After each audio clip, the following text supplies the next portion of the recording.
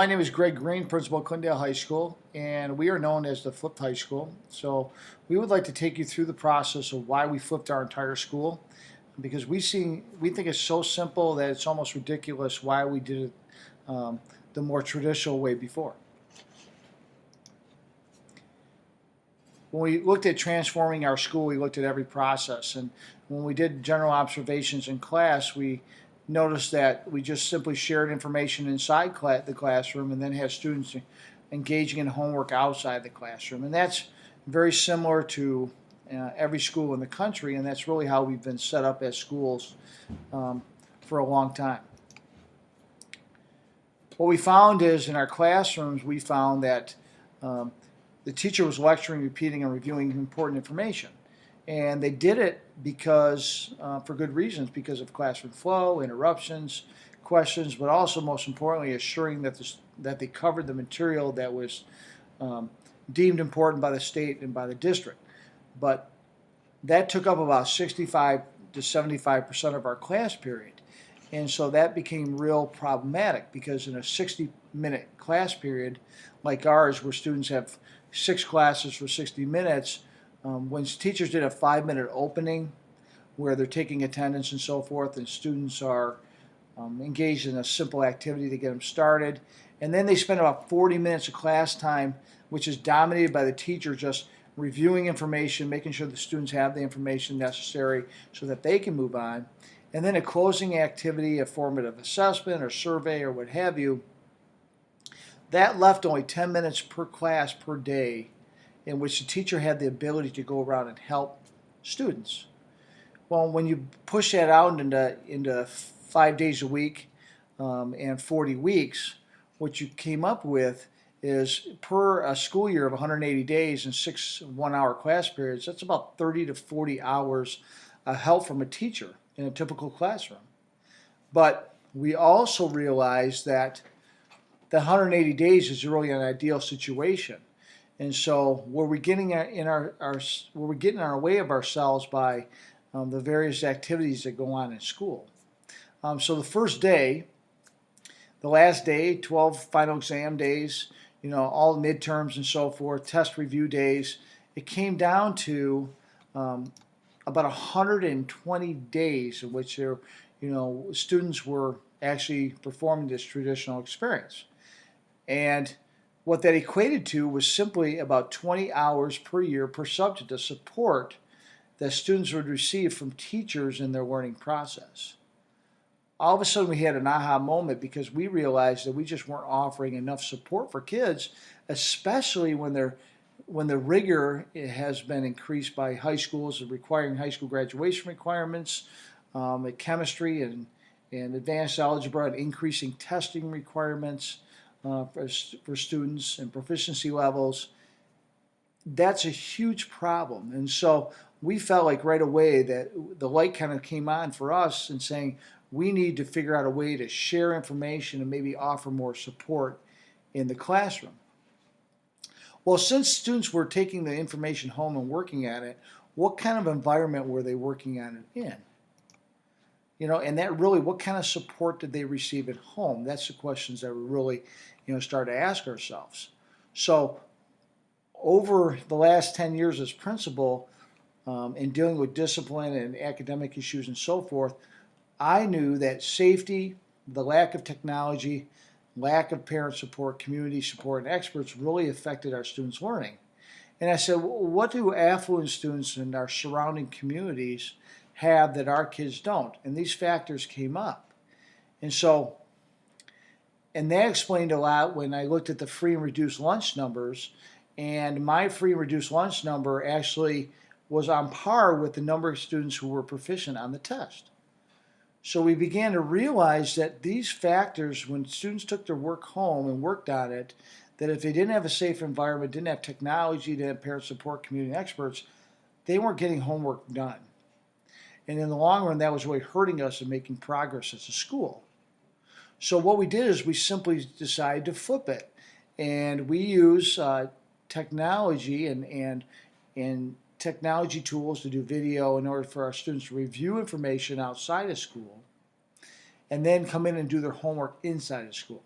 And what we found is that students then were constantly monitored. They received instant feedback and support from our staff. So if a student was doing a math problem per se, and they had a problem with number 1 or number 5 or number 10, the teacher was there to instantly help them. And they could continue that progress, where before they might throw it away or not even do it because they just didn't understand it and they didn't have that support mechanism at home. Either a supportive parent who knew what they were doing, but even supportive parents really haven't gone through the school process like we currently ask students to go through. So a lot of our students, told us that their parents stopped helping them in 5th and 6th grade because they just couldn't help them any longer because the subjects were getting too rigorous and they weren't there every day to get a handle on the information at hand. Also, students had the necessary technology. They had the necessary support. If a student needed to use a calculator, they had it. If they needed to use a computer, it was available to them. We do not have one-to-one computing, so what we did is we expanded our day and we offered our media, our media rooms and so forth, so that students, if they needed a computer, they just went to the library or media center to at lunch or before school or after school to receive that assistance. When we did that and we provided a safe environment at school, we provide technology, we provide teacher support similar to a parent support. Oftentimes some of our teachers and coaches and so forth are great role models for our students. And then we also offer that educational community support. When you think about a psychologist and social worker and our ties to the medical profession, and also our counselor who's giving higher ed advice, trying to get into colleges and so forth, and as well as experts that surrounded them, it really became a game changer, as we call it, because now our students are learning in the same supportive atmosphere as some affluent students who are either within our school or are neighbors of ours. And we feel that this is such a powerful thing that for the first time really in the United States that we've figured out how to structure an at-risk school, but also more importantly, how to structure a school, because in our society, if we have an issue, we go to the doctor, and the doctor supports us right there in the hospital. If we need to see an attorney, the attorney helps us support us through the law process because we're unfamiliar. But in schools, how we have it set up is we have students who come to school to receive the information and then try and figure it out on their own. And that's really the only process that we have in place that is built that way. And we feel that just like an attorney and just like a doctor, if the teacher, the expert, should be supporting that student in the learning process every step of the way. And we feel that this is the way to really structure a school rather than do it the more traditional way. Just to give you some demographics, who we are, we're located 7 miles northeast of Detroit, and we are 70% black and 30% white. We have 75% free reduced lunch. We have a large transient population because we have an aggressive school choice program. And the reason that we have aggressive school choice program is because we've been running a debt of $5 to $7 million per year for the last 10 years. And so we haven't had the ability to, just overhaul our system financially. We've really had to think clearly through it and just eliminate the things that really didn't make sense. And then we also have limited technology. We have computer labs, but we do not have one-to-one computing and so forth. Well, we did this process as a pilot in one classroom through Andy Shields' classroom for one semester, and we took an at-risk class and then we took a non-at-risk class and we compared them.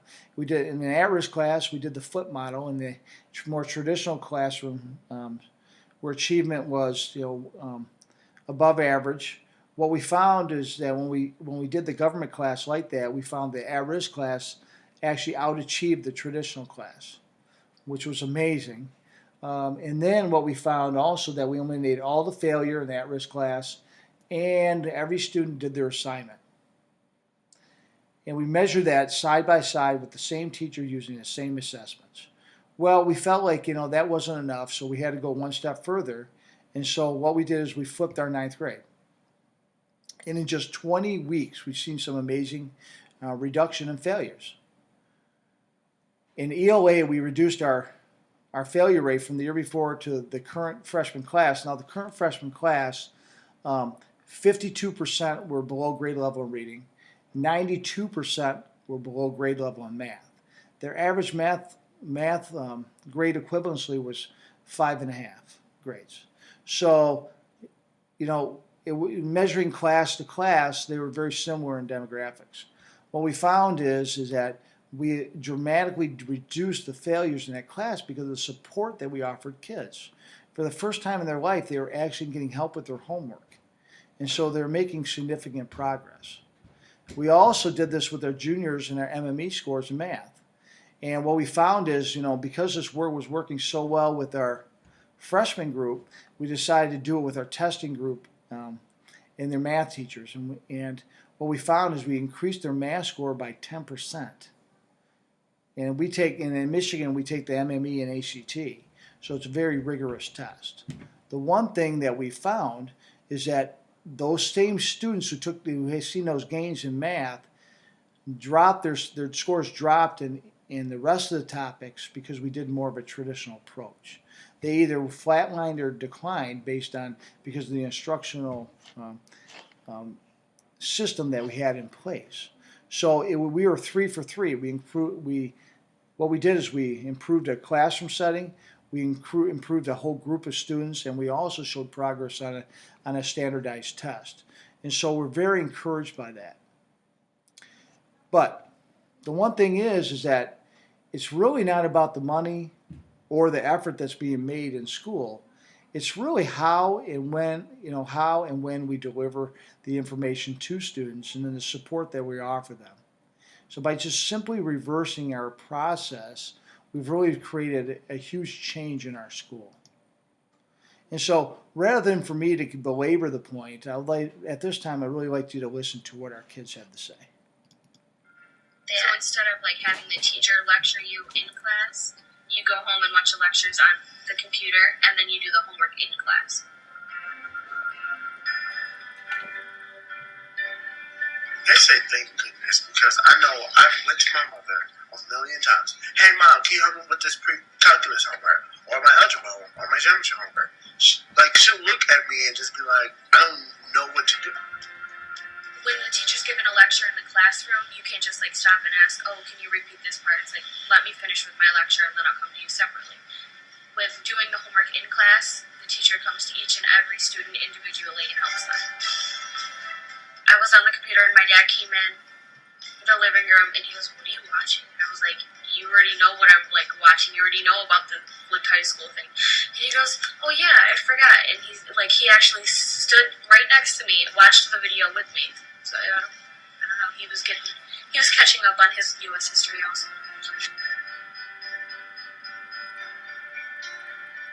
Yeah. Students have to do more work in class. A lot more kids actually do their work this year. I've been seeing people change a lot by actually just sitting down and understanding it and saying that they've been watching the videos, which helps them. Also, with the homework in class, you can also go ask the teacher about the question.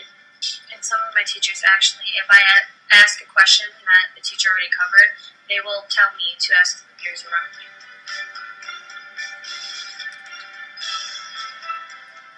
This is part not just in statewide Michigan or Macomb County, nationwide. People out in California or India or everywhere are talking about, oh, you hear about that new Phillips High School or in Michigan or something like that. So if I go out somewhere to Tennessee or Kentucky, or, oh, you're in that Phillips High School, right? Clintondale. What's the other? Test scores show and improve. They don't down, they don't approve, they don't do anything, it just stays where they are. Should we throw it out? Would we keep it or would we not? What would you do? What would you go? Well, I like it because I think it's fun. Because everybody's feedback on it is good. Everybody likes See, we don't have that problem though. We are making progress. Exactly. Not only do we made progress, we're one of the top prep schools in the Washington, D.C. area, have also seen the same kind of progress. So not only in our at-risk school have we seen progress, but also a school that has more affluent students, students who have support, what have you. A teacher named Stacy Rashan has flipped her classroom and actually has been highlighted in the New York Times and also USA Today. And what she's seen is a dramatic increase in her AP students' math scores as a result. So we encourage you to flip it. We encourage you to flip your classroom.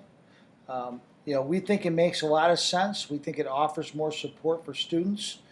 Start with one teacher at a time. If you're a teacher out there interested in doing so, let us help lend support to you in your efforts. Also, if you're an administrator or has more questions or what have you, please feel free to contact us.